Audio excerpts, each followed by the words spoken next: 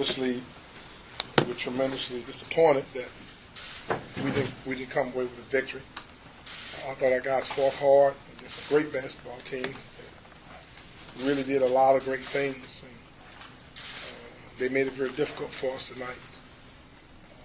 They had great players making great plays. I guess that's what the ACC is all about: great players, great coaches, great atmospheres, and I think that all was present tonight. Unfortunately, we came up a little short, but I thought our guys followed the defensive plan as well as possible. They made some great plays in the first half that when they shot over 50%, that great players will make. We got down 7, and they're late. I was very proud of our guys, their grit, and they kept clawing and scratching and put ourselves back in a position to win the basketball game. And Barnes made a great play there at the end, and you got to take your hat off to him. Not many freshmen is going to take a 25-footer with the game clock running down and make it in an important game that was important to them as equally as important to us. You got to take your hat off to them. But the thing for us to do right now is that obviously we can't have a pity party. We realize we have one more game left on the road. That's very, very important to our basketball team. Look around college basketball, you see teams that, for whatever reason, they go through emotional highs and lows.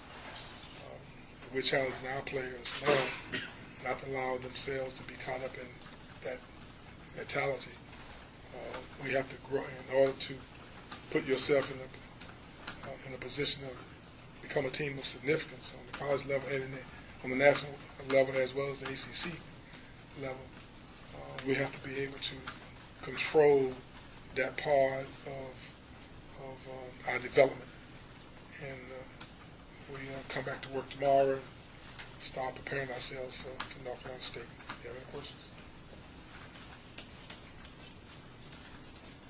Don't all raise your hands at once.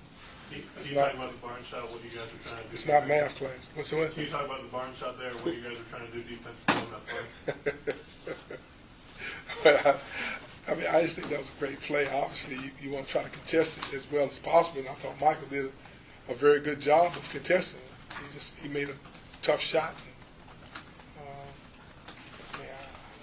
You got to say that was about as good as it gets. And the shot was contested defensively about as well as you could defend a three-point shot. Other than block it, I thought he did a pretty good job. And you just got to take your hat off to them. They made a tough shot, a very critical part of the game that sealed the victory for them. Did you figure they were going to go to him with the way he's made some late shots for them this year? Well, yes. I mean, that was the comment that we made, that they would go to him. And we were prepared for that, but he just made a tough shot. I mean, there's not a whole lot you can say other than give him his respect for having the nerve and the mental composure to step up to the critical part of the game and make a play like that's strong for a freshman.